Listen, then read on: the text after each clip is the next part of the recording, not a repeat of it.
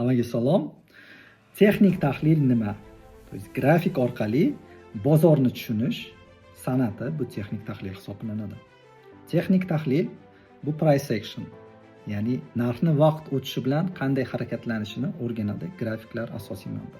Qaror qabul qilish, grafikdagi patternlar, signallar, takrorlanuvchanlik orqali ko'rish imkoniyatini beradi. Trendni aniqlash mumkin. To есть up trend bor, down trend bor. Bu bozor yo'nalishi.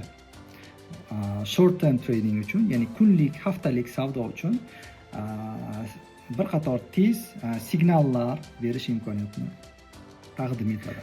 Asosiy qanaqa tushunchalar mavjud? Support resistance deymiz, trend deymiz, har xil sham patternlar deymiz. Bularning hammasi ya'ni grafik orqali narxni, moliyaviy aktivni tahlil etish turlaridan biri hisoblanadi. Line chart bo'lishi mumkin, bar chart bo'lishi mumkin, candlestick bo'lishi mumkin, to есть yaponskiy switcher bo'lishi mumkin.